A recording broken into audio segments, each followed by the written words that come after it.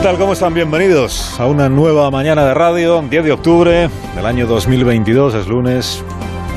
Hoy no les hago esperar, que sé que quieren ya iniciar cuanto antes conversación con sus compañeros de viaje en el metro. Españoles, Lesmes ha dimitido. Adopto esta decisión por respeto a la dignidad de las instituciones que presido y por respeto también a los jueces españoles que legítimamente esperan que quien les representa no permanezca impasible ante una situación que compromete gravemente el prestigio y funcionamiento de la justicia entera. Lo anunció en un vídeo que difundió él mismo, el Poder Judicial, a última hora de la tarde de ayer, domingo, y hoy formalizará esa renuncia. Nadie le podrá negar a Carlos Lesmes tres cosas: haber obrado en coherencia con la advertencia que hizo el 7 de septiembre en su discurso, haber asumido su incapacidad para deshacer este embrollo en que se ha convertido el Consejo del Poder Judicial, y haber logrado que tanto él como el cargo que hasta ahora desempeñaba, presidente del CGPJ y del Supremo, se hayan vuelto conocidos, yo diría que incluso populares, entre los españoles comunes y corrientes. Dígame usted qué otro presidente del Consejo del Poder Judicial ha generado una narrativa serializada como esta. Es decir, un episodio nacional por capítulos, adornado con el suspense, las guerras de poder y los mensajes implícitos y también explícitos en forma de WhatsApp o en su momento de SMS de cosido, las cosas que han pasado, ¿eh? Pequeño ejercicio de memoria histórico-democrática para poner en su sitio la dimensión de esta dimisión, la dimensión de esta noticia, que no por esperada, como dirían los clásicos, es menos noticia, incluso notición, dado que esta es la primera vez que el puesto de presidente del Poder Judicial queda vacante en protesta por el estropicio que han causado, según el dimisionario, tres partidos políticos, a saber, el PP por encastillarse en la no renovación del Consejo, 4 años ya, y el PSOE y Podemos por maniobrar en el Parlamento para atar de manos a ese mismo Consejo e impedirle cubrir vacantes en los tribunales. El Consejo está sin renovar y los tribunales están sin cubrir. El estropicio es tan grande que no se había producido una situación semejante en la cúpula española en toda la historia de nuestra democracia. Esto es lo que dijo Lesmes el 7 de septiembre de este año, aquel discurso en el que emplazó a Sánchez y a Feijóo a reunirse de urgencia para resolver el asunto, y en el que deslizó la posibilidad de presentar su dimisión si no lo hacían.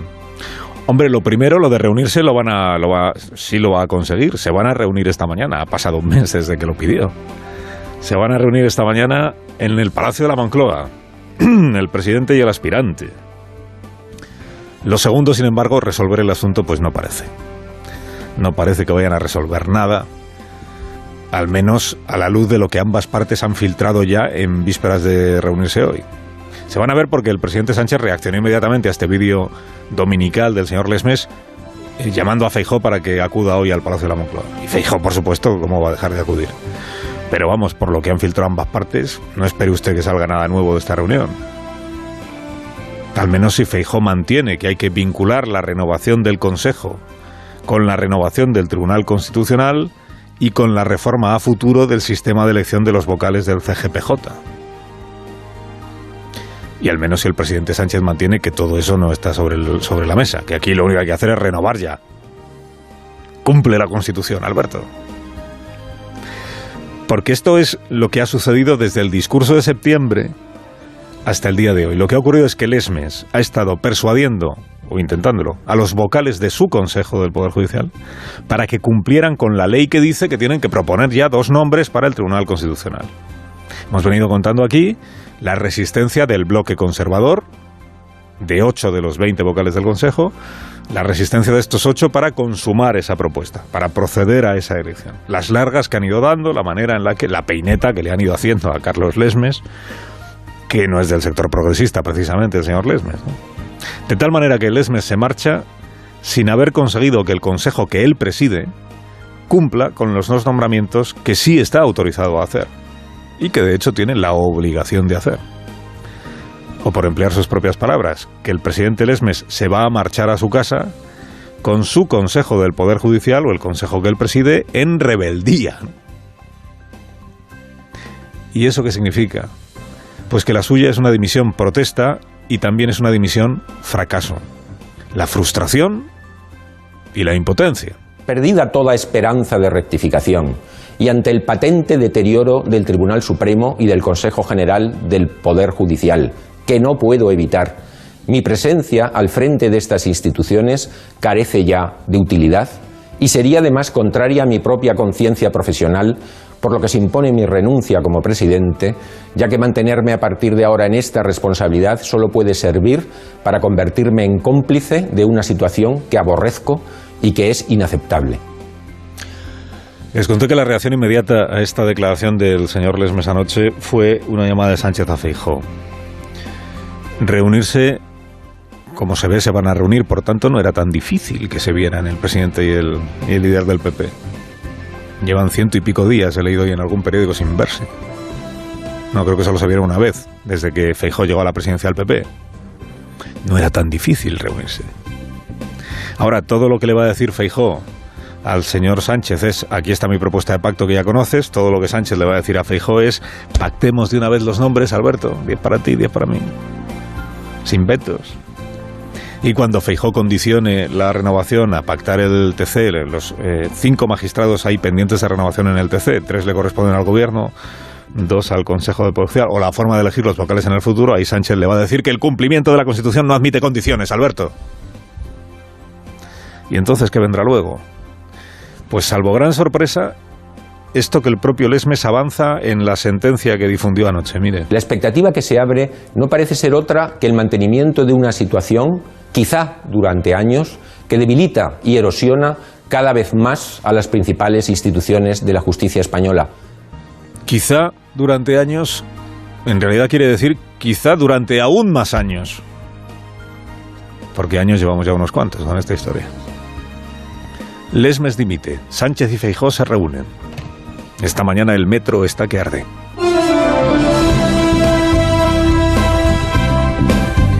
¿Cuántas veces no nos habremos preguntado desde aquel año electoral de 2015 en Cataluña? ¿Cuántas veces no nos habremos preguntado qué pasaría el día que los independentistas catalanes tuvieran más del 50% de los votos? Pues hoy ya conocemos la respuesta. Con el 52% del voto en las últimas elecciones autonómicas, el bloque independentista ha reventado.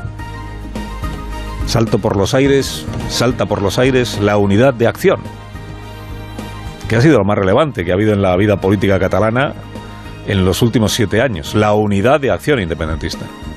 Termina el matrimonio a palos que ha desgobernado Cataluña los últimos años.